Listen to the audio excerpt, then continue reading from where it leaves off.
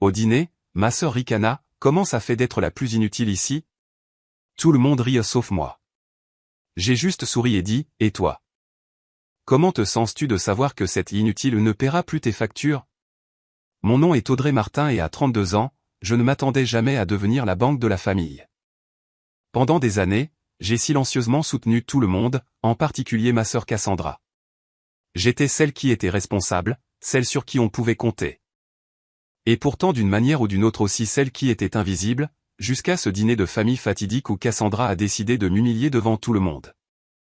Ces mots m'ont profondément blessé, mais ma réponse a tout changé. Les expressions choquées autour de cette table m'ont fait comprendre qu'il n'y avait pas de retour en arrière possible. Si vous regardez ceci en ce moment, laissez un commentaire pour me faire savoir d'où vous regardez. Cassandra et moi étions toujours différentes. 3 ans de plus que moi, elle attirait l'attention dès qu'elle entrait dans une pièce. Avec ses cheveux blonds parfaits, sa personnalité extravertie et son charme naturel, Cassandra est devenue la star incontestée de notre famille. Notre maison d'enfance était remplie de trophées et de photographies exposant ses réalisations, spectacles de danse, compétitions de gymnastique rythmique et concours de beauté. Mes parents, Georges et Éléonore Martin, rayonnaient de fierté à chaque performance. J'étais la discrète, la rat de bibliothèque qui préférait étudier à socialiser. Pendant que Cassandra dominait les feux de la rampe, je trouvais du réconfort dans mes études. Non pas que quelqu'un semblait remarquer lorsque je rentrais à la maison avec d'excellentes notes. Résolvant ses problèmes tout en louant sa résilience. Pendant ce temps, j'apprenais à résoudre mes propres problèmes en silence. Je suis devenu autonome, non par choix, mais par nécessité. J'ai obtenu une bourse complète pour un prestigieux programme d'ingénierie à l'autre bout du pays. Ces 4 années m'ont donné l'espace de respirer. De découvrir qui j'étais en dehors d'être la petite sœur de Cassandra Martin. Je me suis fait de vrais amis qui valorisaient mon intelligence et ma force tranquille. J'aime le clair. Ma colocataire de première année est devenue la sœur que j'aurais aimé avoir. Elle célébrait mes victoires et m'encourageait à me défendre. Après l'obtention de mon diplôme, les appels ont commencé progressivement. D'abord de ma mère. Cassandra a des problèmes de loyer ce mois-ci. Pourrais-tu l'aider juste cette fois? Puis de Cassandra elle-même. Ma voiture est tombée en panne et Brian a des difficultés à trouver un emploi. Nous te rembourserons. Je promets.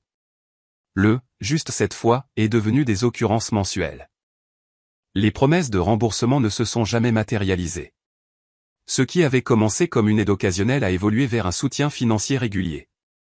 Cassandra et son mari Brian semblaient perpétuellement en crise. Leur voiture a été saisie. Leur électricité était sur le point d'être coupée. Leur fils avait besoin d'équipements sportifs coûteux pour l'école. Chaque fois, je transférais de l'argent de mes économies. Voyant mes propres rêves d'acheter une maison ou de prendre des vacances s'éloigner de plus en plus. Pendant ce temps, le profil Instagram de Cassandra racontait une autre histoire. Tout en prétendant être pauvre avec moi, elle publiait des photos de repas chers au restaurant, d'achats de créateurs et de escapades du week-end. Lorsque j'ai doucement interrogé ces divergences, elle devenait défensive. Brian a eu une prime. Ou c'était des cadeaux, insistait-elle. Je savais mieux. Mais la confronter directement semblait impossible. Mes parents n'aidaient pas. Tu sais comment est Cassandra, disait ma mère. Elle a toujours vécu dans l'instant présent. De plus, tu réussis tellement bien. Est-ce vraiment un si grand fardeau d'aider ta sœur? L'implication était claire. Mon succès m'obligeait à soutenir les échecs de Cassandra. Au printemps dernier, j'ai reçu une promotion importante au travail. Après des années de dévouement, j'ai été nommée directrice du développement produit. Le poste s'accompagnait d'une augmentation de salaire substantielle et d'actions dans l'entreprise. Pour une fois, je voulais que ma famille reconnaisse mon accomplissement. J'ai appelé mes parents pour partager la nouvelle, espérant des félicitations ou du moins une reconnaissance. C'est merveilleux, ma chère, a dit ma mère distraitement. Écoute, Cassandra est à l'autre bout du fil. Puis-je te rappeler? Elle ne l'a jamais fait. Au lieu de cela, que la famille s'entraide. En réalité, je faisais ce que j'avais toujours fait, cherchant l'approbation par le sacrifice. Au fond, j'espérais qu'en aidant assez, en donnant assez, Tu mérites mieux que d'être leur distributeur automatique, a-t-elle dit. Je savais qu'elle avait raison, mais rompre avec des schémas de longue date n'est jamais facile. Tant financière qu'émotionnelle. Peut-être que Cassandra montrerait un peu de gratitude pour les milliers d'euros que je lui avais donnés au fil des ans. Comme je me trompais. La tradition familiale Martin voulait que toutes les célébrations importantes aient lieu à la belle époque. Je voulais que tout soit parfait. 2 semaines avant le dîner. J'étais au téléphone avec ma mère pour finaliser les détails quand elle a mentionné avec désinvolture que Cassandra avait encore quelques problèmes financiers. Elle pourrait te demander de l'aide pour son paiement hypothécaire, a dit ma mère. Juste pour te prévenir. J'ai serré mon téléphone plus fort. Maman? Ils ont les garçons à penser. Mes neveux Tyler et Jacques étaient souvent utilisés comme levier émotionnel. Comment pouvais-je refuser lorsque des enfants innocents étaient impliqués? Pourtant, quelque chose en moi avait commencé à changer. Peut-être était-ce l'encouragement persistant de Jem à établir des limites. Ou peut-être atteignais-je simplement mon point de rupture. Ils devraient peut-être envisager de réduire leur taille, ai-je suggéré. Leur maison fait 2 fois la taille de la mienne, et je peux me permettre la mienne. La respiration sifflante de ma mère a clairement indiqué son désapprobation. Audrey, ils ont une famille à élever. Tu vis seule. C'est différent. Les implications faisaient mal. Mes choix de vie étaient d'une manière ou d'une autre moins valables parce que j'avais concentré mon attention sur ma carrière plutôt que sur la fondation d'une famille. Jem et moi nous sommes rencontrés pour prendre un café. Ses yeux bruns foncés se sont plissés lorsque j'ai raconté la conversation avec ma mère. Tu sais ce qui va se passer, n'est-ce pas? A dit Jem, en remuant son latte. Cassandra va t'accaparer lors de ce dîner. Cadre public, occasion familiale, beaucoup de témoins. Parfait pour qu'elle te donne l'impression que tu ne peux pas refuser. Tu penses qu'elle utiliserait le dîner d'anniversaire de nos parents pour ça? Même en posant la question. Je savais que Jem avait raison. Cassandra n'avait jamais été subtile dans ses manipulations. Jem a traversé la table et m'a serré la main. Chérie, je t'aime, mais tu dois te préparer. Et une réponse prête. Pose une limite. Entraîne-toi à dire non. Ce soir-là, je me suis regardé dans le miroir de mon appartement, répétant des phrases. Je ne suis pas en mesure d'aider en ce moment. Laisse-moi y réfléchir et je te répondrai. As-tu envisagé de parler à un conseiller financier? Les mots me semblaient étrangers dans ma bouche après des années de oui automatique. J'avais passé beaucoup de temps à choisir le cadeau parfait pour mes parents. Un album photo personnalisé retraçant leurs 40 années ensemble. J'avais numérisé de vieilles photos, contacté des parents pour des histoires et des souvenirs. Et créé quelque chose de vraiment significatif. Cela avait pris des semaines de travail, bien plus d'efforts que de simplement écrire un chèque. Ce qui était devenu ma contribution par défaut aux occasions familiales. Le matin du dîner est arrivé avec une complication inattendue. Cassandra a appelé, sa voix était suspectement douce. Audrey.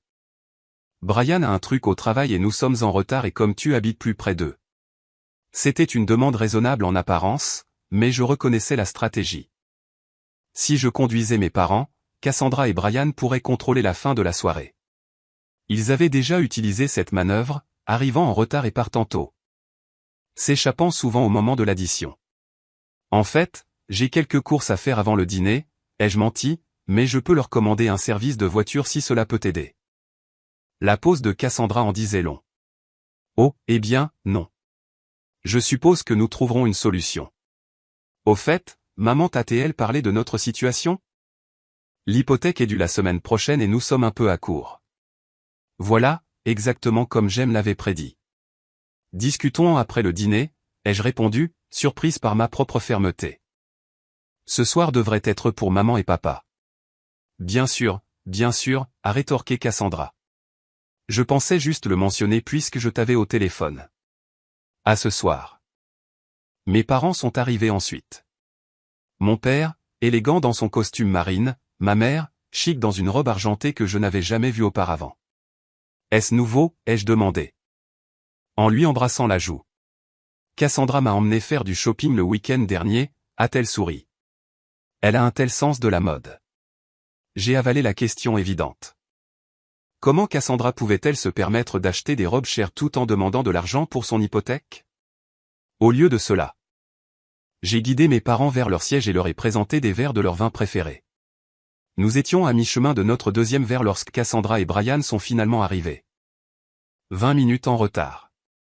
Cassandra a fait son entrée typique et grandiose, embrassant tout le monde tout en expliquant bruyamment leur retard. La circulation était absolument folle. Et puis nous avons dû trouver une place de parking car la file de voituriers était trop longue. J'ai immédiatement remarqué que Cassandra portait également une nouvelle tenue. Son poignet orné d'un bracelet que je n'avais pas vu auparavant. Brian avait l'air mal à l'aise, ses yeux balayant le restaurant comme s'il cherchait des issues de secours. Juste un petit cadeau d'anniversaire de Brian. 10 ans le mois prochain, a-t-elle lancé un regard de biais vers moi. Nous croyons aux célébrations de jalons comme il se doit. Cassandra a dominé la conversation avec des histoires sur les réalisations de son fils et des anecdotes de son emploi à temps partiel dans une boutique. Sachant que tout le monde savait qu'elle avait pris ce travail pour la réduction d'employés plutôt que pour le salaire minime. Chaque histoire semblait conçue pour la positionner comme la fille réussie et épanouie malgré ses difficultés financières. J'ai contribué occasionnellement à la conversation. Cassandra a interrompu avec une histoire dramatique sur le tournoi de football de Tyler. Au moment où nos plats principaux sont arrivés. Je pouvais sentir un mal de tête de tension familier se former derrière mes yeux. Je me suis excusé pour aller aux toilettes, ayant besoin d'un moment seul. Debout devant le miroir. J'ai pris de profondes respirations. Les paroles de J'aime résonnaient dans ma tête. Pose une limite. Entraîne-toi à dire non. Quand je suis retourné à la table, la dynamique avait inexplicablement changé. Brian avait l'air encore plus mal à l'aise, et mon père fronçait les sourcils dans son verre de vin. Les joues de Cassandra étaient rougies, soit d'alcool, soit d'émotion, je ne pouvais pas le dire.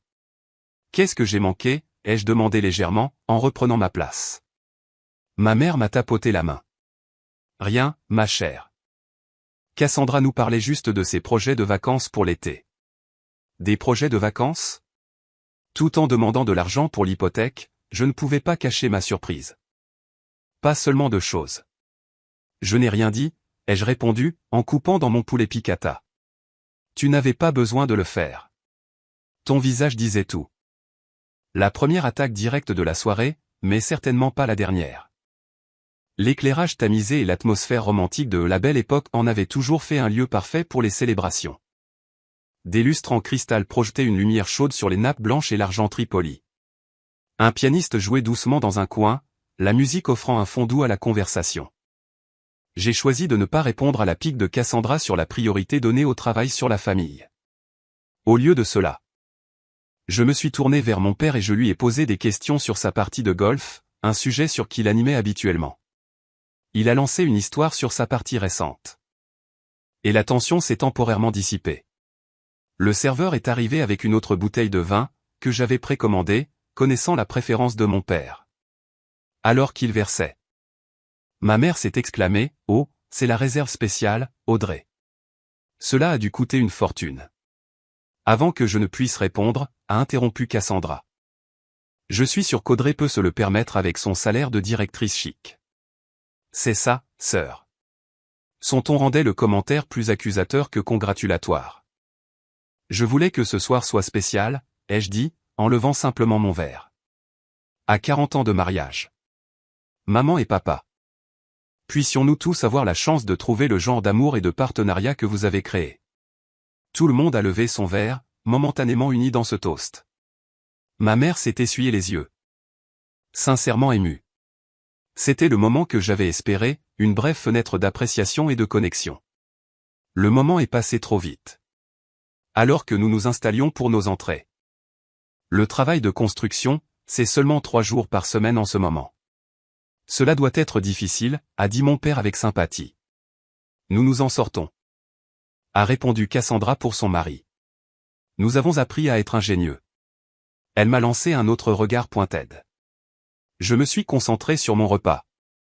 Déterminé à ne pas me laisser entraîner dans quel que soit le jeu auquel elle jouait. La conversation a dérivé vers des nouvelles du quartier et des connaissances mutuelles. Raconte à tout le monde ta promotion. C'est une nouvelle tellement excitante. Tous les yeux se sont tournés vers moi. Prise au dépourvu par l'attention soudaine. J'ai brièvement expliqué mon nouveau rôle, l'équipe que je dirigerai et les projets que j'étais impatiente de développer. Cela semble très impressionnant, a dit mon père. Et pour une fois. A-t-il semblé sincèrement intéressé. Ton entreprise a de la chance de t'avoir.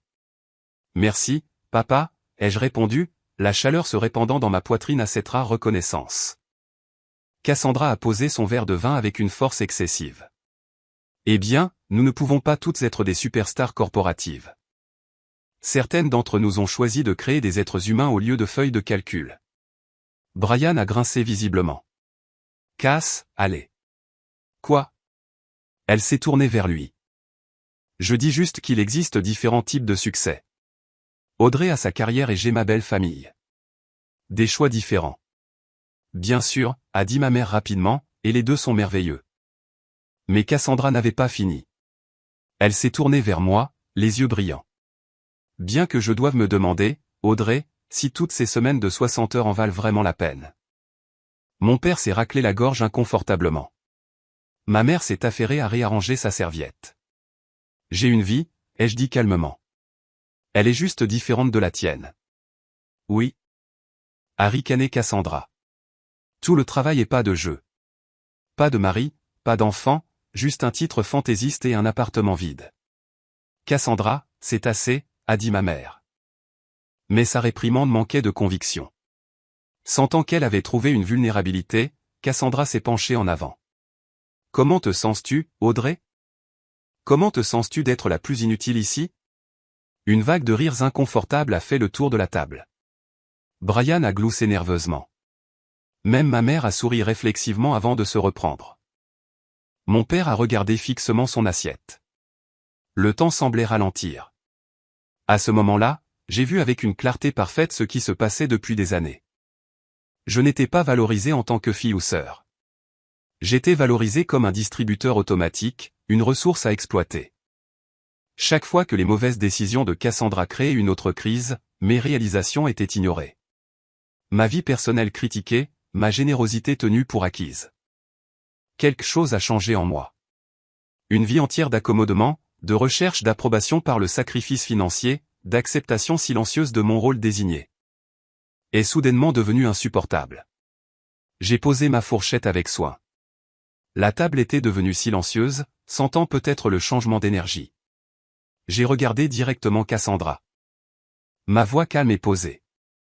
Et toi, comment te sens-tu de savoir que cet inutile ne paiera plus tes factures? Le silence qui a suivi était absolu. L'expression suffoquée de Cassandra s'est figée. Puis s'est effondrée dans la confusion. Quoi, a-t-elle finalement réussi à dire? Tu m'as entendu, ai-je continué, ma voix gagnant en force. Fini les paiements d'hypothèque. Fini les réparations de voitures, fini les prêts que nous savons tous qu'ils ne seront jamais remboursés. J'en ai fini. Le visage de Cassandra est devenu rouge vif. Tu ne peux pas être sérieuse. Nous plaisantions. Était-ce une blague quand tu m'as appelé la semaine dernière à propos de manquer d'argent pour ton hypothèque? Était-ce une blague quand j'ai payé 3 000 € pour réparer ta voiture le mois dernier, ou les 5 000 € avant cela pour tes dettes de carte de crédit? La tête de Brian a claqué vers sa femme. Tu m'as dit que tes parents avaient aidé avec la carte de crédit. Le regard que Cassandra m'a lancé était de la pure venin. Audrey exagère. Elle aide occasionnellement. Chaque paiement à Cassandra pour l'année dernière, additionnez-le, puis dites-moi si cela ressemble à une aide occasionnelle. Les yeux de mon père se sont écarquillés en faisant défiler. C'est substantiel. 27 000 € rien qu'au cours des 12 derniers mois, ai-je déclaré sèchement. Pendant ce temps, Cassandra achète des vêtements de créateur. Planifie des vacances et se présente avec de nouveaux bijoux tout en pleurant la pauvreté auprès de moi. Vous n'avez pas le droit de surveiller comment nous dépensons notre argent. A bredouillé Cassandra. En fait, quand c'est mon argent qui paie votre hypothèque, j'ai le droit de demander pourquoi vous avez besoin d'aide financière tout en achetant des articles de luxe. Ma mère a tendu la main vers mon bras. Audrey, s'il te plaît, ce n'est ni le moment ni le lieu. Quand est le moment, maman? Quand Cassandra appellera la semaine prochaine avec une autre urgence, ou la semaine d'après? Les yeux de Cassandra se sont remplis de larmes. Sa tactique habituelle lorsqu'elle était confrontée. Je n'arrive pas à croire que tu fais ça. Nous sommes une famille. La famille s'aide mutuellement. La famille ne profite pas les uns des autres, ai-je rétorqué. La famille ne se moque pas de la personne à qui elle emprunte constamment de l'argent. La famille montre de la gratitude, pas du mépris. Le serveur s'est approché avec les menus de dessert. Nous ne pouvons pas continuer comme ça. Cassandra s'est tournée vers lui, la trahison écrite sur son visage. De quel côté es-tu? Il ne devrait pas y avoir de côté, ai-je interrompu. Il ne s'agit pas de prendre parti. Il s'agit de reconnaître la réalité et de faire des changements. La réalité, Cassandra a ri amèrement. La réalité. C'est que tu as toujours été jalouse de moi. Maintenant, tu utilises l'argent pour me contrôler parce que tu es amère et seule. Cela m'aurait blessé avant. Maintenant. Voyant le désespoir derrière son attaque, je n'ai ressenti que de la tristesse. Je n'essaie pas de te contrôler. Je refuse de permettre des comportements qui sont nuisibles pour nous deux. C'est la différence. Je me suis levé, posant ma serviette à côté de mon assiette. Je pense que je devrais y aller. Je suis désolé que cette conversation ait dû avoir lieu ce soir. De tous les soirs. Je me suis tourné vers mes parents. J'espère que vous pourrez toujours profiter du reste de votre anniversaire. Le gâteau sera servi sous peu. J'ai déjà réglé l'addition. Sans attendre de réponse, j'ai ramassé mon sac à main et j'ai quitté la belle époque, me sentant plus légère à chaque pas. L'air frais de la nuit a frappé mon visage alors que je traversais les lourdes portes de la belle époque. Pendant un instant, je me suis tenu sur le trottoir, légèrement étourdi par l'adrénaline. Avais-je vraiment fait ça? Après des années d'acquiescement silencieux, m'étais-je enfin défendu? Mes mains tremblaient alors que je cherchais mes clés de voiture. Derrière moi. La porte du restaurant s'est ouverte. Je me suis préparé, m'attendant à la fureur de Cassandra ou au regard déçu de ma mère. Au lieu de cela, Brian est sorti, l'air mal à l'aise mais déterminé. Audrey, attends, a-t-il appelé, en trottant pour me rattraper. Je voulais juste dire que tu as raison sur tout ça. Je l'ai regardé, ne sachant pas comment répondre. Cassandra est là-dedans en train de dire à tes parents que tu as perdu la tête, a-t-il continué, jetant un regard nerveux par-dessus son épaule. Mais je connais la vérité. Elle n'a aucune idée de la gravité de la situation. Les cartes de crédit sont au maximum. Nous sommes en retard de 3 mois sur le paiement de la voiture. Elle continue de dépenser comme si de rien n'était. Une partie de moi voulait s'adoucir, offrir mon aide une dernière fois. Le schéma de toute une vie était difficile à briser. Mais la voix de Jem résonnait dans ma tête, des limites. Audrey, j'espère que tu pourras régler les choses, ai-je dit finalement. Mais j'ai dit ce que j'ai dit là-bas. Je ne peux pas continuer à subventionner votre style de vie. Je sais. Tu ne devrais pas avoir à le faire. Il a hésité, puis a ajouté. Pour ce que ça vaut. Je pense que tu es la personne la plus forte de la famille. Pas du tout inutile. Avec cette petite validation, il est retourné au restaurant. Les épaules rentrées comme s'il se préparait à la bataille. Je suis arrivé à ma voiture avant que les larmes ne viennent. Pas vraiment des larmes tristes. Le soulagement mêlé au chagrin pour la relation que j'avais toujours voulu avec ma sœur, mais que je n'avais jamais eue. Je me suis assise au volant, me rassemblant avant d'appeler Jem. Je sortais du parking, impatiente de mettre une distance physique entre moi et le restaurant. Jem a écouté sans interrompre, une présence de soutien à travers le haut-parleur de mon téléphone. Je suis si fière de toi, a-t-elle dit quand j'ai eu fini. Ça va? Tu veux que je vienne? Je pense que j'ai besoin d'un peu de temps seul pour digérer, ai-je admis. Mais merci d'être là, de me pousser à établir des limites, toujours. Et Audrey. Ce n'est que le début. Il y aura des réactions. Ils essaieront de te faire te sentir coupable. Reste forte. Nous devons parler de ce qui s'est passé. De mon père, ta sœur est très contrariée. Était-ce nécessaire ce soir, de tous les soirs? Le plus révélateur était le message de Cassandra. J'espère que tu es heureuse de toi. Maman et papa sont dévastés. Bien joué pour avoir ruiné leur anniversaire. Appelle-moi quand tu seras prête à t'excuser. Aucune reconnaissance de son rôle. Aucune reconnaissance du commentaire blessant qui avait déclenché tout ça. Dans le récit de Cassandra, j'étais déjà dépeinte comme la méchante. J'ai fait taire mon téléphone et j'ai pris un bain chaud, ajoutant de l'huile de lavande à l'eau. Alors que je m'enfonçais dans la chaleur. La tristesse pour les dynamiques familiales qu'il avait rendues possibles, la peur de ce qui allait se passer ensuite, mais sous tout cela, une certitude tranquille que j'avais fait la bonne chose. Inquiète de la division familiale dont elle avait entendu parler. Mon cousin m'a envoyé un SMS demandant pourquoi j'étais si dur avec ma sœur. Le bouche-à-oreille familial travaillait sans relâche avec Cassandra contrôlant le récit. J'ai rédigé une simple réponse à partager avec ceux qui me contactaient. J'aime beaucoup ma famille. Ce qui s'est passé hier soir était l'établissement de limites attendues depuis longtemps. J'apprécierais votre compréhension que les questions familiales sont complexes et qu'il y a toujours plusieurs perspectives. Mes parents sont passés sans annonce cet après-midi-là. Nous devons parler de cette situation avec ta sœur, a commencé ma mère dès qu'ils se sont assis dans mon salon. Je vous écoute, ai-je dit, me préparant. Cassandra est dévastée. Elle dit que tu l'as humiliée devant tout le monde, que tu as divulgué des questions financières privées publiquement. A-t-elle mentionné ce qu'elle m'a dit en premier ? Ai-je demandé calmement. Ma mère a fait un geste dismissif. Elle taquinait, c'est tout. Tu sais comment elle est. Elle ne voulait rien dire. Elle m'a traité d'inutile, maman, devant vous tous. Et tout le monde a ri. Personne ne pensait que tu étais inutile, a ajouté mon père. C'était juste Cassandra étant Cassandra, et ça l'excuse. Je pouvais sentir ma détermination se renforcer. Pendant des années. J'ai financièrement soutenu sa carrière tout en me dénigrant. Pourquoi est-ce acceptable ? Mes parents ont échangé des regards. Nous n'avions aucune idée que tu lui donnais autant d'argent. A admis mon père. Quand elle a dit que tu aidais occasionnellement, nous pensions que c'était de petites sommes. Vous ne vous êtes jamais demandé comment ils maintenaient leur style de vie avec le revenu à temps partiel de Brian, la maison, les voitures, les vacances ? Nous supposions qu'ils étaient endettés, a dit ma mère. Beaucoup de jeunes familles ont du mal. Ils sont endettés, ai-je confirmé. Brian me l'a dit l'autre soir. Mais ils m'ont aussi utilisé comme leur fonds de sauvetage personnel tout en vivant au-delà de leurs moyens. Mon père s'est penché en avant, son expression sérieuse. Écoute, Audrey.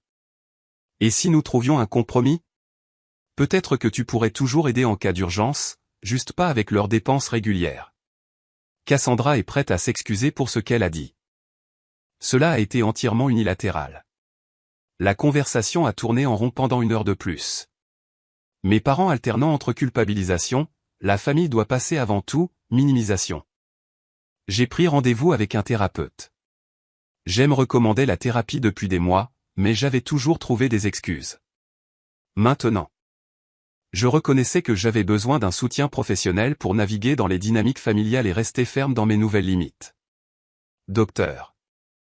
Mélanie Durand était une femme calme et réfléchie, spécialisée dans les systèmes familiaux et le travail de limite. Lors de notre première séance. En donnant simplement de l'argent, vous traitez le symptôme plutôt que le problème sous-jacent. Au cours de la semaine suivante, Cassandra a intensifié sa campagne. Elle a laissé des messages vocaux alternant entre des supplications larmoyantes et des accusations en colère. Lorsque ces tactiques n'ont pas abouti à une réponse, elle s'est présentée à mon lieu de travail. J'étais en réunion lorsque mon assistante m'a interrompu pour dire que ma sœur était dans la zone d'accueil, faisant du bruit. Je me suis excusé et j'ai trouvé Cassandra en train de faire les 100 pas dans le hall, son expression mêlant désespoir et détermination. Nous devons parler, a-t-elle exigé. Tu ignores mes appels. Ce n'est pas l'endroit, ai-je dit calmement, bien consciente de mes collègues curieux qui regardaient. Je suis en plein milieu d'une journée de travail. Oh, oui. Ton précieux travail, plus important que la famille, comme toujours. Je l'ai guidé vers une petite salle de conférence, fermant fermement la porte. Que veux-tu, Cassandra ? La vieille culpabilité a surgi instantanément, mais je me suis souvenu des mots du docteur Durand sur l'aide. Je suis désolé que tu sois dans cette situation. Le salaire de Brian n'est pas avant la semaine prochaine. Et l'argent que tu as dépensé pour la nouvelle robe de maman, ou ton bracelet, ou les vacances que tu planifiais ? L'expression de Cassandra s'est durcie. Tu surveilles mes dépenses maintenant ? C'est contrôlant et toxique. Non, je souligne que tu sembles avoir de l'argent pour ce que tu veux. Mais pas pour des obligations comme ton hypothèque. Tu n'as aucune idée de la façon dont sont nos finances. En fait, Brian m'a dit pas mal de choses l'autre soir sur les cartes de crédit au maximum. Le visage de Cassandra s'est pâli. Il n'avait aucun droit. Il était honnête. Je peux t'aider à trouver un conseiller financier. Je peux t'aider à créer un budget, mais les transferts d'argent, c'est fini. Alors, tu vas juste nous laisser devenir sans abri? Quelle sorte de sœur es-tu? Celle qui en a marre d'être utilisée. Je me suis levé. Je dois retourner à ma réunion. S'il te plaît, ne reviens plus jamais à mon lieu de travail. Alors que je me tournais pour partir, Cassandra m'a interpellé. Tu le regretteras quand tu seras vieille et seule, sans rien pour te tenir compagnie que ton argent. Ces mots étaient conçus pour blesser, pour déclencher mes plus profondes insécurités. Dans le passé, ils auraient fonctionné. Cette fois, j'ai reconnu la manipulation pour ce qu'elle était. Ce soir-là, j'ai reçu un appel inattendu de Brian. Audrey, je voulais que tu saches que Cassandra m'a parlé de sa visite à ton bureau. Je suis désolé pour ça. C'était inapproprié. Merci. Ai-je dit, surprise par les excuses. Je voulais aussi te dire que j'ai vendu mes guitares de collection hier. J'ai eu assez pour faire le paiement hypothécaire et régler la voiture. Nous irons bien. Cela a dû être difficile. Je sais à quel point ces guitares comptaient pour toi. Pas aussi difficile que de voir ma femme détruire sa relation avec sa sœur, a-t-il dit calmement. Nous allons régler ça, Audrey, sans te mettre dessus ni mort. C'était un petit pas. Leur approche évoluant de la critique à une neutralité prudente. Bien qu'il n'ait jamais explicitement pris mon parti. Lundi a apporté des accusations en colère par SMS. Mardi, un message vocal larmoyant disant que j'avais toujours été jalouse d'elle. Mercredi. Un courriel formel décrivant toutes les façons dont elle m'avait soutenu émotionnellement au fil des ans, suggérant que nous étions maintenant quittes. Jeudi, le silence. Vendredi. Un message étrangement amical agissant comme si rien ne s'était passé. Immédiatement suivi d'une demande de mon mot de passe de service de streaming car le sien avait mystérieusement cessé de fonctionner. J'ai maintenu des réponses cohérentes et brèves. C'est comment votre famille s'est collectivement mise d'accord sur un récit qui vous positionne comme la personne forte et capable qui n'a pas besoin de soutien. Tout en profitant simultanément de cette force. Je n'y avais jamais pensé comme ça, ai-je admis. Ou peut-être que votre compétence menace la dynamique établie. Si elle reconnaissait vos besoins et vos vulnérabilités, elle devrait faire face à leur dépendance envers vous. Ces aperçus m'ont aidé à comprendre la résistance que je rencontrais. Il ne s'agissait pas seulement d'argent. Il s'agissait d'un système familial entier forcé de se recalibrer. La famille élargie s'est lentement divisée en camps. Les sœurs de ma mère m'a discrètement contacté pour louer mon établissement de limite. Il était temps, a dit oncle Robert d'un ton bourru. Cette fille a été pourrie gâtée toute sa vie. Cassandra a commencé à poster quotidiennement sur « Tante Audrey ne veut plus vous voir » et « Certaines personnes se soucient plus de l'argent que de la famille ». J'ai envoyé aux garçons des cadeaux d'anniversaire et de fête directement, avec des mots leur assurant que je les aimais beaucoup. Cassandra a retourné les paquets sans les ouvrir. 3 semaines après le dîner, j'ai reçu un appel troublant de ma mère. « Audrey, je dois te dire quelque chose, mais tu dois promettre de ne pas réagir de manière excessive. » Mon estomac s'est serré. Qu'est-ce que c'est? Ton père et moi?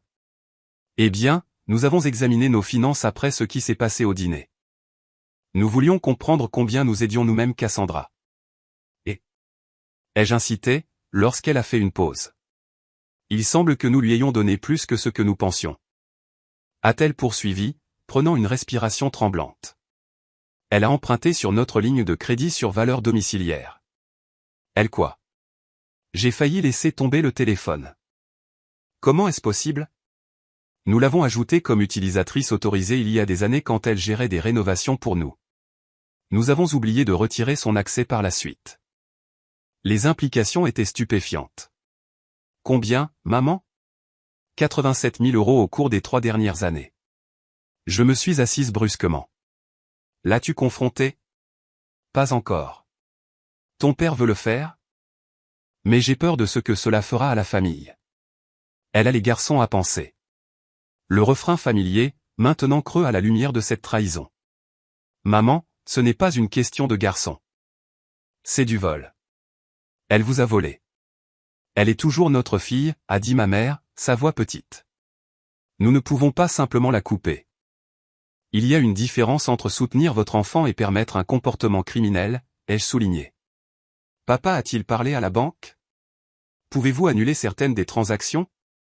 Ils ont dit que, comme elle était une utilisatrice autorisée légalement, l'argent lui appartenait, notre seule solution serait de porter plainte pour fraude. Nous espérions que vous auriez peut-être quelques idées. Vous êtes doué avec les finances. L'ironie n'est pas passée inaperçue. Après des années à ignorer mes compétences financières. Il se tournait maintenant vers moi pour trouver des solutions à un problème créé par Cassandra. Premièrement, retirez-lui immédiatement l'accès à tous vos comptes, ai-je conseillé. Ensuite, nous devons voir exactement à quoi elle a dépensé cet argent, et vous devez lui dire que vous savez. Ma mère a accepté à contre-cœur. Nous avons prévu que je viendrai le lendemain pour les aider à trier leurs dossiers financiers.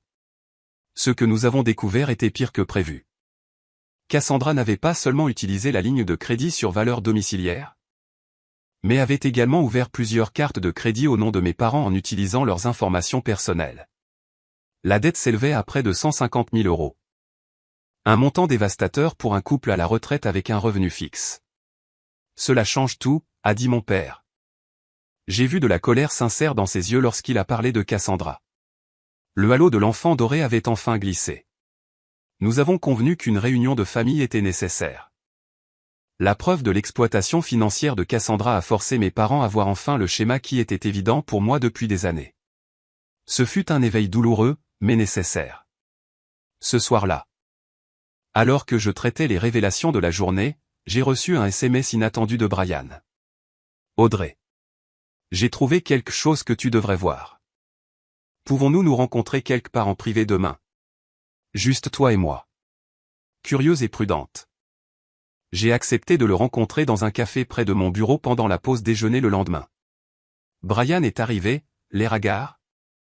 J'ai beaucoup réfléchi depuis cette nuit à la belle époque, beaucoup d'introspection. Et ai-je incité lorsqu'il a hésité?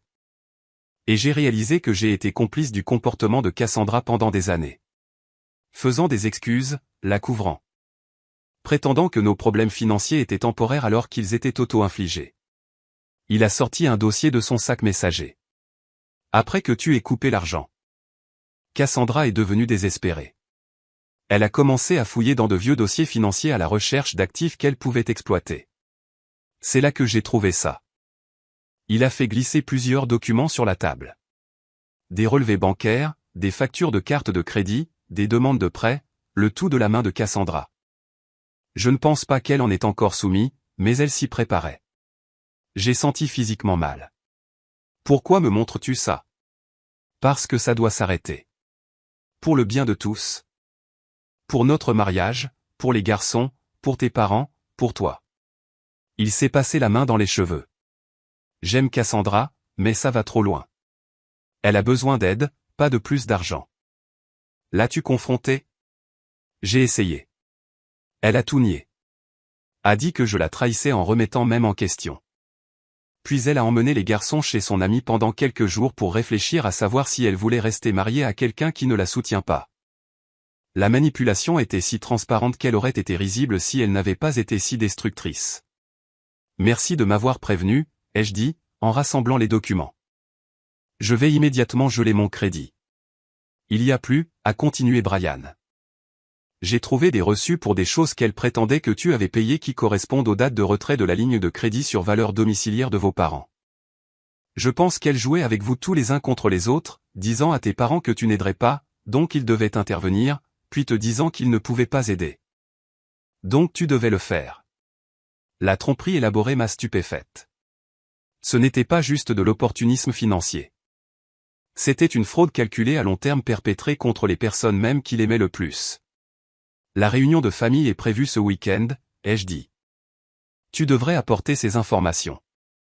Brian a hoché la tête d'un air sombre. Je le ferai. Il est temps que toutes les cartes soient sur la table. En quittant le café, j'ai ressenti un étrange mélange de vindication et de tristesse. L'ampleur de la tromperie de Cassandra a confirmé que mon établissement de limites n'était pas justifié, mais nécessaire. Pourtant, Je n'ai pris aucun plaisir à voir la douleur de ma famille alors que la vérité éclatait. La réunion de famille promettait d'être une reddition des comptes attendus depuis longtemps. J'ai passé les jours intermédiaires à me préparer émotionnellement avec l'aide du docteur Durand. Rappelle-toi, m'a-t-elle conseillé, il ne s'agit pas de punir ta sœur. Il s'agit d'établir la vérité et des limites saines pour toutes les personnes impliquées. Et si elle refuse de reconnaître ce qu'elle a fait? Ai-je demandé. C'est son choix. Tu ne peux pas contrôler sa réaction, seulement la tienne. L'important est que les schémas soient mis en lumière. Avec cette perspective, je me suis préparé à ce qui allait arriver. Le salon de mes parents avait toujours été le cadre des réunions de famille, des fêtes et des célébrations. Maintenant, il accueillerait une réunion très différente. Je suis arrivé 30 minutes en avance pour aider ma mère à préparer le café et à disposer les chaises. Elle se déplaçait dans la cuisine mécaniquement, sa chaleur habituelle obscurcie par l'inquiétude. « Penses-tu qu'elle viendra vraiment » a-t-elle demandé, sa voix à peine audible. « Papa a dit qu'elle a promis de venir » ai-je répondu, bien que je partageais son inquiétude. Cassandra avait une histoire d'évitement des conversations difficiles. Et si cela empire les choses? Et si nous la perdons complètement?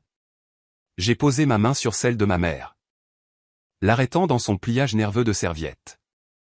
Maman, la relation est déjà endommagée. Pas par cette réunion, mais par les actions qui l'ont rendue nécessaire. La seule façon d'avancer est par l'honnêteté. Elle a hoché la tête à contre-cœur. Je n'aurais jamais imaginé que nous serions dans cette situation. Où nous sommes-nous trompés avec elle? Cette question chargée de culpabilité parentale et de chagrin n'avait pas de réponse simple. Avant que je ne puisse formuler une réponse, la sonnette a retenti. Brian est arrivé le premier, seul. Cassandra vient séparément, a expliqué Brian, son expression sombre. Elle voulait un peu de temps pour se préparer. Mon père l'a fait asseoir, lui offrant du café, que Brian a refusé. Nous nous sommes assis dans un silence inconfortable jusqu'à 15 minutes après l'heure convenue. Nous avons entendu la voiture de Cassandra dans l'allée. Elle est entrée comme une tempête. Toute indignation vertueuse et énergie défensive. C'est une intervention, n'est-ce pas? Toute la famille se ligue contre moi. S'il te plaît, assieds-toi, Cassandra, a dit fermement mon père. Nous avons des questions sérieuses à discuter.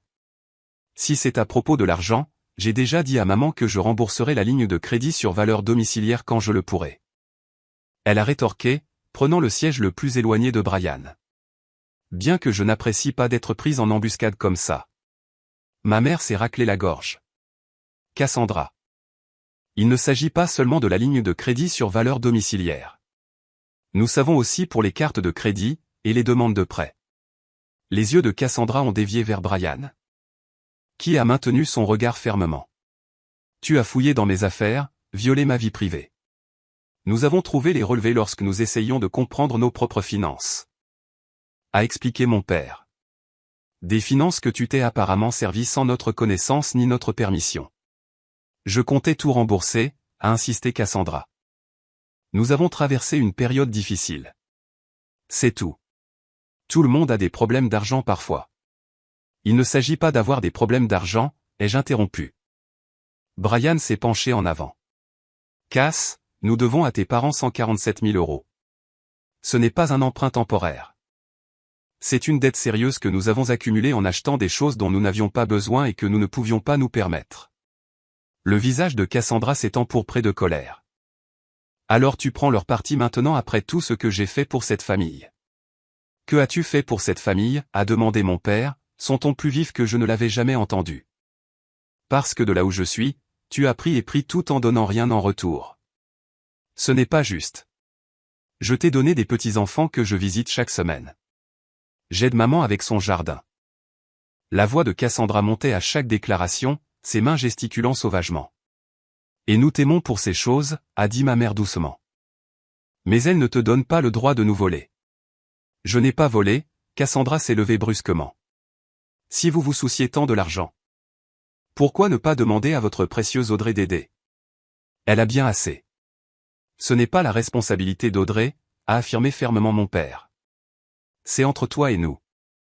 Prévoyez-vous de porter plainte contre votre propre fille? La question est restée en suspens, inconfortable, mais nécessaire. Mes parents ont échangé des regards. Puis s'est avancé pour se tenir aux côtés de mes parents. Cassandra, j'ai besoin que tu écoutes attentivement. Tes parents t'offrent une chance de corriger ça sans conséquences juridiques. C'est un cadeau que tu ne mérites pas en ce moment. Je pense que tu devrais l'accepter. Le front uni semblait enfin percer les défenses de Cassandra. Ses épaules se sont affaissées alors qu'elle se rassoyait. « Qu'est-ce que vous attendez de moi » a-t-elle demandé, sa voix petite. Mon père a exposé clairement les conditions. Premièrement, Cassandra devrait reconnaître par écrit ce qu'elle a fait. Deuxièmement, elle et Brian devraient vendre leur maison, qui était au-delà de leurs moyens, et utiliser le produit pour commencer à rembourser mes parents. Troisièmement, Cassandra devrait suivre une thérapie financière et une thérapie pour traiter les problèmes sous-jacents qui ont conduit à son comportement. Vendre notre maison, Cassandra avait l'air dévastée. Où allons-nous vivre? J'ai déjà mis un acompte pour un appartement raisonnable près de l'école des garçons, a répondu Brian. Tu as fait quoi? Cassandra s'est tournée vers lui avec fureur, sans même en discuter avec moi. Comme tu as discuté de l'ouverture de cartes de crédit au nom de tes parents, a rétorqué Brian. Cassandra. Nous ne pouvons pas nous permettre notre style de vie. Nous ne l'avons jamais pu. Il est temps de vivre dans la réalité. Alors que les implications s'enfonçaient. L'expression de Cassandra est passée de l'incrédulité, à la colère, et finalement à quelque chose approchant la résignation. Et si je suis d'accord avec tout ça, alors quoi? Tout le monde me pardonne et nous prétendons que rien de tout cela ne s'est passé. Le pardon n'est pas la même chose que l'oubli, ai-je dit calmement. La confiance se reconstruit au fil du temps par les actions, pas par les promesses. Pour la première fois, Cassandra m'a regardé sans hostilité ni manipulation. Cassandra a hoché la tête lentement, une larme coulant sur sa joue. Je n'ai jamais voulu que les choses dégénèrent autant. Ça a juste spirale. Un petit mensonge en a mené un autre et puis un autre. Au bout d'un moment, je ne voyais plus de sortie. Ce n'était pas une reconnaissance complète. Mais c'était le plus proche d'un remords sincère que j'avais entendu d'elle depuis des années. Il y a toujours une issue, a dit mon père. Mais cela commence par l'honnêteté. L'honnêteté complète. La conversation qui a suivi a été difficile mais nécessaire. Cassandra a admis l'étendue de ses déceptions financières. Y compris la manipulation de chaque membre de la famille avec des histoires différentes. Elle a tenté plusieurs fois de justifier ses actions ou de minimiser leur impact. Mais Brian et mes parents sont restés fermes. À la fin de la réunion, un accord préliminaire avait été conclu. Mes parents n'engageraient pas d'action en justice si Cassandra respectait le plan de réduction de taille et commençait le remboursement. Brian prendrait en charge leurs finances pendant la période prévisible. Cassandra commencerait sa thérapie la semaine suivante. Quant à ma relation avec Cassandra, nous avons convenu d'un contact limité pendant qu'elle travaillait sur ses problèmes. J'ai clairement indiqué que le soutien financier était définitivement terminé. Mais que je resterais impliqué avec mes neveux et ouverte à reconstruire notre relation si elle démontrait un changement réel. Avant de partir, Cassandra m'a demandé de lui parler en privé. Nous sommes sortis sur le porche arrière, le soleil couchant projetant de longues ombres sur le jardin de mes parents. Je suis désolé, a-t-elle dit, les bras croisés. Pas seulement pour les histoires d'argent, mais pour ce que j'ai dit au restaurant à propos de toi étant inutile. Pourquoi l'as-tu dit, ai-je demandé.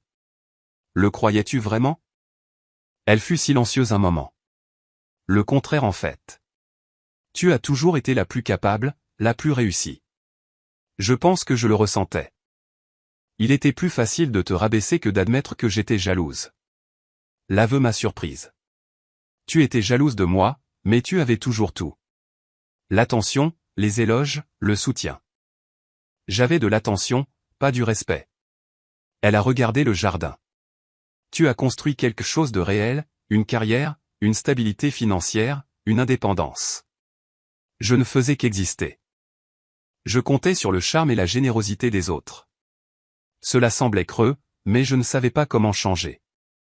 Je voulais croire que sa compréhension était sincère. Je veux vraiment que tu réussisses, Cassandra, juste plus à mes dépens. Elle a hoché la tête, essuyant une larme. Je comprends.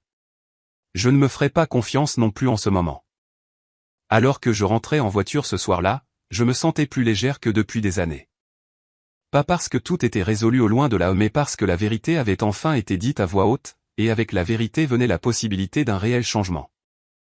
Les semaines suivantes ont apporté de petits mais significatifs changements. Cassandra et Brian ont mis leur maison en vente et ont commencé à se débarrasser de leurs possessions. Mes parents ont rencontré un conseiller financier pour évaluer les dégâts sur leur plan de retraite. J'ai maintenu une distance prudente, solidaire mais ferme dans mes limites. Brian appelait régulièrement avec des mises à jour, sa voix devenant plus confiante à mesure qu'il prenait le contrôle de leurs finances. Nous avons vendu les sacs à main de créateurs de Cassandra en consignation, a-t-il rapporté un soir. Nous avons remboursé complètement l'une des plus petites cartes de crédit.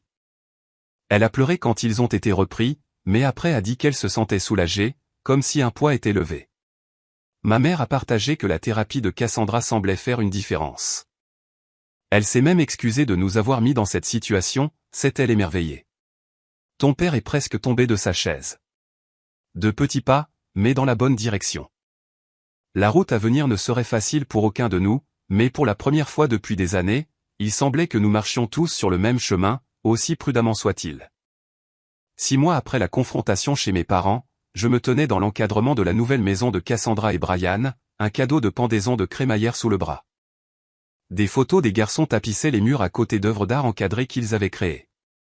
Pas de meubles de designer ou de décorations élaborées. Juste des pièces simples et fonctionnelles qui créaient un foyer plutôt qu'une vitrine. Cassandra m'a accueilli avec un sourire sincère. Le manque de protection qui avait caractérisé nos interactions récentes était sensiblement diminué. Entre. Les garçons sont tellement excités que tu sois là. Mes neveux Tyler et Jacques sont sortis de leur chambre pour m'envelopper dans des étreintes enthousiastes. Tante Audrey, tu nous as apporté quelque chose ? A demandé Jacques, en regardant le paquet. Ils ont déchiré le papier d'emballage pour révéler un cadre photo numérique que j'avais chargé de photos de famille de moments plus heureux. Mélangé à des photos récentes des activités des garçons que Brian m'avait partagées. J'adore ça, a dit Cassandra doucement, en faisant défiler les images. Merci. Brian est sorti de la cuisine, s'essuyant les mains sur un torchon. Le dîner est presque prêt. Rien de fantaisiste, juste des spaghettis aux boulettes de viande. Cela semble parfait. Ai-je répondu, en les suivant dans le petit coin repas. La conversation pendant le dîner a été plus facile que je ne l'avais anticipé. Les garçons bavardaient sur l'école et le sport. Brian a discuté de son nouveau poste à temps plein dans une entreprise de construction. Cassandra a parlé ouvertement de sa thérapie et de son emploi à temps partiel dans une librairie locale. Le salaire n'est pas élevé, mais j'aime le travail, a-t-elle expliqué. Et la réduction d'employés nourrit mon amour de la lecture sans me ruiner. Elle est vraiment douée pour établir un budget, a ajouté Brian avec une fierté évidente. Nous n'avons encore manqué aucun paiement à tes parents. Cassandra a hoché la tête. Il faudra des années pour tout rembourser, mais nous nous y engageons, un mois à la fois. Après que les garçons aient été excusés pour jouer aux jeux vidéo. Cassandra s'est tournée vers moi avec une expression plus sérieuse. Comment vont maman et papa ? Ils font bonne figure quand nous leur rendons visite, mais je m'inquiète. Ils ont dû reporter leur retraite, ai-je répondu honnêtement. Papa travaillera au moins 2 ans de plus, mais ils s'en sortiront. Leur conseiller financier les a aidés à restructurer les choses. La culpabilité a traversé le visage de Cassandra. Je n'ai jamais voulu leur faire ça. Je sais, ai-je dit. Et j'ai été surprise de réaliser que je le pensais. Les mois de thérapie avaient aidé Cassandra à développer une compréhension de son comportement qui semblait auparavant impossible. Et toi ? A-t-elle demandé. Tu vois quelqu'un de nouveau ? La question aurait été intrusive auparavant, chargée de jugement sur mes choix personnels. Maintenant, elle semblait être un intérêt sincère. En fait, oui. Il s'appelle Michael. Nous sortons ensemble depuis environ 3 mois. C'est un architecte que j'ai rencontré lors d'un projet professionnel. C'est merveilleux. A dit Cassandra chaleureusement. Tu mérites quelqu'un de spécial dans ta vie. La simple reconnaissance de mon bonheur sans comparaison ni compétition a marqué à quel point les choses avaient changé entre nous. Après le dîner. Pendant que Brian aidait les garçons avec leurs devoirs, Cassandra et moi nous sommes assises sur leur petit balcon à regarder le coucher du soleil. J'ai voulu te dire quelque chose, a-t-elle dit. Se tournant pour me faire face. Mais je n'étais pas sûr de comment. Je me suis tendu légèrement, les vieilles habitudes de lassitude refaisant surface. Qu'est-ce que c'est? Je suis fier de toi pour t'être défendu ce soir-là à la belle époque. Pour avoir refusé de continuer à permettre mon pire comportement. Elle a tourné nerveusement sa bague de mariage. Touchée par sa vulnérabilité. Ma thérapeute dit que j'ai passé des années à construire une identité basée sur le fait d'être spécial, d'avoir droit à plus que les autres. Quand cette identité a été menacée, j'ai réagi violemment plutôt que d'affronter la vérité sur moi-même. Elle a souri d'un air moqueur. Il a fallu perdre presque tout pour réaliser ce qui compte vraiment. Et qu'est-ce qui compte, ai-je demandé. L'intégrité, le respect de soi, les relations réelles basées sur le soin mutuel. Pas la manipulation. Elle a tendu la main pour prendre la mienne. Tu me manques, sœur. La relation que nous aurions pu avoir si je n'avais pas été si occupé à rivaliser avec toi. J'ai serré sa main, l'émotion me serrant la gorge. Tu me manques aussi. La vraie toi, sous toutes ses défenses. Penses-tu que nous pourrions recommencer? Pas en prétendant que le passé n'est pas arrivé, mais en construisant quelque chose de mieux pour l'avenir. J'aimerais ça, ai-je dit honnêtement. Un pas à la fois. Notre relation a continué de guérir dans les mois qui ont suivi. Pas parfaitement, pas sans revers occasionnels, mais avec une authenticité qui n'avait jamais existé auparavant. Cassandra est restée fidèle à ses obligations financières, prenant éventuellement un travail supplémentaire pour accélérer le remboursement à nos parents. Brian s'est épanoui dans son rôle de gestionnaire financier. Sa force tranquille trouvant enfin son expression. Mon propre parcours de guérison a pris des chemins inattendus. Établir des limites avec ma famille m'a donné le courage d'examiner d'autres domaines de ma vie où je m'étais permis d'être sous-évalué. J'ai refusé un projet au travail qui aurait fait avancer ma carrière mais au prix de mon bien-être. J'ai mis fin à une amitié devenue unilatérale et épuisante. Ma relation avec Michael s'est approfondie à mesure que je partageais mon histoire familiale et mon processus continu d'établissement de modèles plus sains. Tu t'es défendu. A-t-il dit avec admiration après avoir entendu parler de la confrontation à la belle époque. Cela demande un courage incroyable. Cela ne ressemblait pas à du courage à l'époque, ai-je admis. Cela semblait terrifiant. Les actions les plus courageuses le sont généralement. Il a souligné, tu as changé le cours de toute la dynamique de ta famille avec un moment de vérité. Sa perspective m'a aidé à voir mes actions sous un nouveau jour. Non pas comme une protection égoïste de mes ressources, mais comme une perturbation nécessaire de modèles destructeurs qui avaient nui à toutes les personnes impliquées, y compris Cassandra elle-même. Mes parents ont également connu leur propre croissance à travers le processus douloureux. Mon père en particulier est devenu plus assertif pour exprimer ses sentiments plutôt que de se soumettre automatiquement au désir de ma mère de maintenir la paix à tout prix. Ils ont commencé une thérapie de couple pour aborder les schémas de communication qui avaient contribué à la dysfonction familiale. Nous aurions dû établir des limites plus fermes avec Cassandra il y a des années, a reconnu mon père lors d'une conversation privée. Nous pensions montrer de l'amour en lui donnant tout ce qu'elle voulait. Au lieu de cela, nous l'empêchions de développer sa résilience. Qui rattrapait le retard? Je suis désolé que nous n'ayons pas vu le coup que cela représentait pour toi. Sa reconnaissance a guéri une blessure que je portais depuis l'enfance. La douleur d'être à la fois sollicité et ignoré. Un an après le dîner à la belle époque, ma famille s'est à nouveau réunie pour célébrer l'anniversaire de mes parents. Cette fois, nous nous sommes rencontrés dans un restaurant modeste, dans le budget de chacun. Cassandra et Brian sont arrivés à l'heure, apportant un cadeau fait maison qu'ils avaient créé avec les garçons. Mes parents rayonnaient d'un plaisir sincère, non seulement pour le cadeau, mais pour la pensée et l'effort qu'il représentait. Pendant le repas, Cassandra a levé son verre.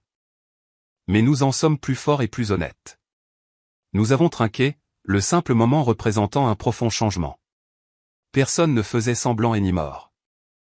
Personne ne se cachait derrière de faux personas ou des comportements manipulateurs. Nous étions juste des gens, imparfaits et humains, faisant de notre mieux pour s'aimer authentiquement.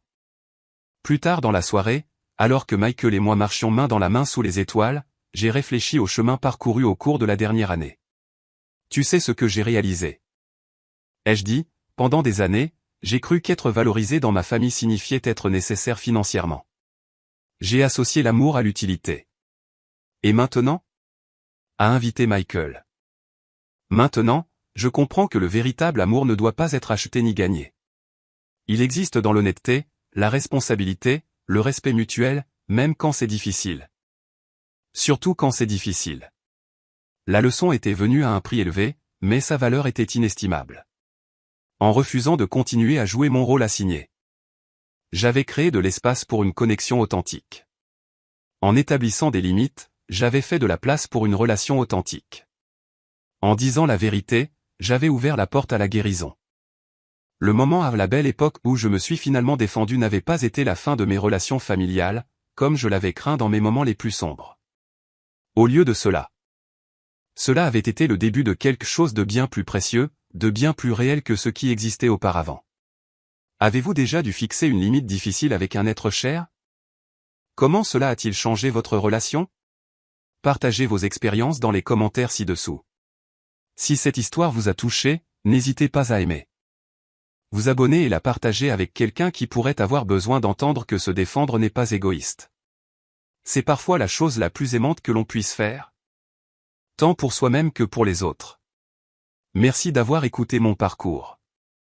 Et rappelez-vous, parfois les relations les plus importantes de notre vie ne peuvent vraiment commencer qu'après avoir trouvé le courage de dire assez.